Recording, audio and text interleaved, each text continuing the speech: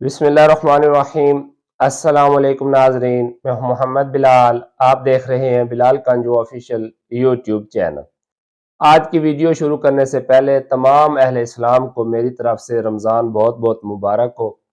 اللہ تعالیٰ تمام دوستوں کو صحت اور برکت والی زندگی عطا فرمائے اور تمام روزے رکھنے کی توفیق عطا فرمائے، آمین۔ ناظرین، آج کی اس ویڈیو میں ہم بات کریں گے کہ جو موجودہ موسمی حالات چل رہے ہیں تو گندم کی فصل پر تیلے کے حملے یا کنگھی کے حملے کے کتنے چانسز موجود ہیں۔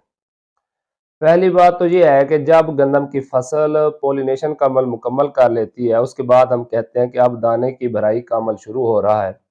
تو اس وقت کم سے کم جو درجہ حرارت ہے وہ اگر 20، 21 یا 22 کے قریب رہے اور زیادہ سے زیادہ درجہ حرارت جو ہے وہ 30، 32 پر رہے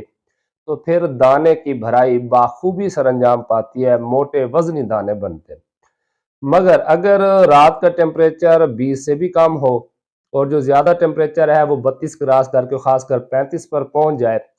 تو اس دوران مختلف مسائل جنم لیتے ہیں۔ جس طرح کے موسمی حالات اس وقت چل رہے ہیں تو خاص کر جو سست تیلے کا حملہ ہے وہ، اور اس کے علاوہ جو ہماری اچھی اقسام ہے بلکہ جیسا کہ دلکش ہے، عروج ہے، نئی جو اقسام ہے ان کے اوپر بھی، خاص کر جہاں پر بارشیں زیادہ ہوئی ہیں، زیادہ زرخیز رقبے تھے، بیج کا استعمال زیادہ کیا گیا ہے، یعنی کہ جو سمجھ لیں کہ جو رائس زون کا ایریا زیادہ تر، تو وہاں پر ہمیں کنگھی کی شکایات بھی مل رہی ہیں۔ تو ایسی صورت میں اب کیا کرنا چاہیے؟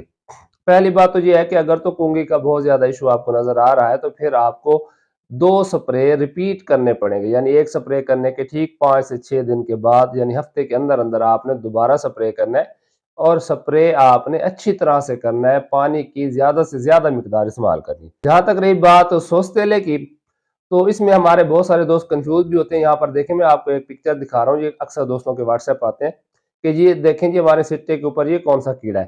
تو یہ والا جو کیڑا ہے یہ دراصل جو لیڈی برڈ بیٹل ہوتی ہے، یہ اس کی سنڈی ہے، اس کا لاروا ہے،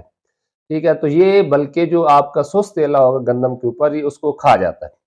تو اب ہم نے سوس تیلے کے جو سپرے کا فیصلہ کرنا ہے وہ اس بنیاد پہ کرنا ہے کہ اگر تو سوس تیلا آپ کو صرف بارڈر سائڈ پر نظر آتا ہے تو وہاں پر آپ کو اس طرح کے دوست کیڑے بھی وافر تعداد میں ملیں گے اور یہ کچھ ہی دنوں میں اس کا صفایا کر دیتے ہیں۔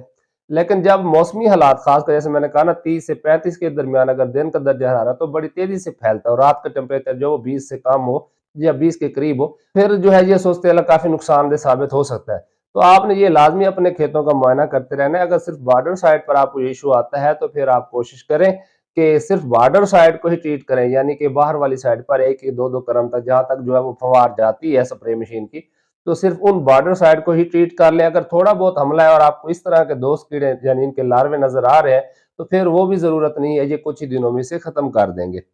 لیکن اگر آپ کو لگتا ہے کہ کھیت کے اندر بھی مختلف ٹکڑیوں میں یہ حملہ ہے تو پھر آپ کو سپرے کرنی چاہیے۔ اس کے لیے میں پہلے ویڈیو بنا چکا ہوں کہ آپ کانفیڈور 250 ml فی ایکڑ سپرے کر سکتے ہیں، یا آپ 48 گرام تھایامیتھازم جیسا کہ ایکٹارا WG ہے، اس کو آپ 120 لیٹر پانی کے حساب سے اس کا بھی سپرے کروا سکتے ہیں۔ اس کے علاوہ دانے دار جو ہے وہ نائٹرن پائرم وہ بھی استعمال ہوتا ہے، تو وہ ویڈیو میں نے اینڈ سکرین پر شیئر کر دیا، وہاں سے دیکھ سکتے ہیں۔